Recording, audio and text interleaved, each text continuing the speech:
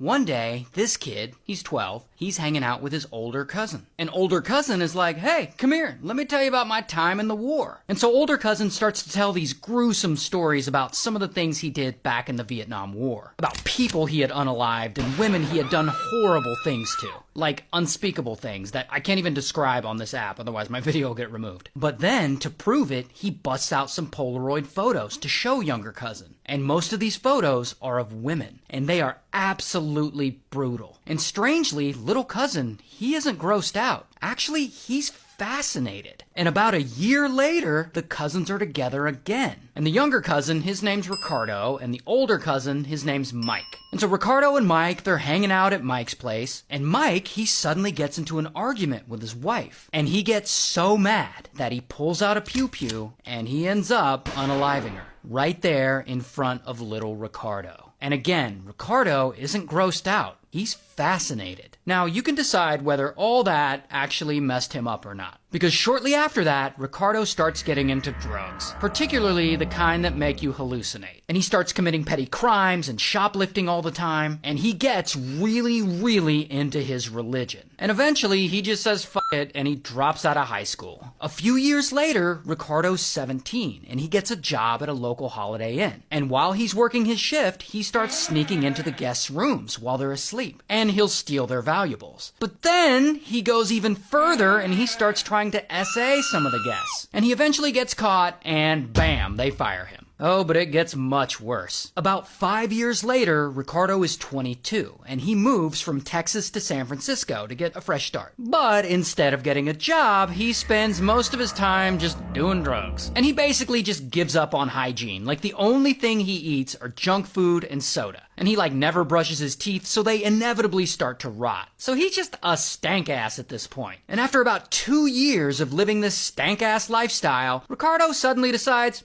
you know what? I'm gonna start murdering people. Sounds like fun. And then one day, while he's out in the neighborhood, Ricardo spots a girl. And she's 9, and the girl has lost a dollar bill, and she's out looking for it. And so Ricardo approaches her, and he's like, hey, I know where your dollar bill is. I can show you. Follow me. And so she follows him into the basement of the hotel where he's living. And there, he does horrible things to her, and he eventually unalives her. Oh, but he doesn't stop there. 3 months later, he moves to Los Angeles. And there, he gets a room in a hotel on Skid Row, and he starts doing a lot more drugs. And one night, he starts stalking this 79-year-old woman who lives in the suburbs. And he breaks into her house, and then he SAs her, and he unalives her with a knife. Then, he just steals all her money and her expensive jewelry. 9 months later, he strikes again. One night, he hides in this woman's garage, and he waits for her to get home. And when she finally does, he suddenly steps out, and he pulls out a pew-pew, and bang, he unalives her. Then he goes into her house, and he sees the woman's roommate, and bang, he unalives her too. Then, about an hour later, he's at a local park, and he spots a random woman sitting in her car. And he suddenly grabs her, and he drags her out of it, and then he pulls out his pew-pew, and he unalives her as well. And yeah, it just keeps getting worse. Because 10 days later, Ricardo breaks into a house at night, and he shoots a man while he's sleeping. And then the man's wife wakes up, and she tries to fight back. And so Ricardo shoots her too, and then he unalives her with a knife. Then he steals her eyes, and he puts them in a jewelry box to take with him as a souvenir. And so Ricardo just continues on this streak of murder and SA,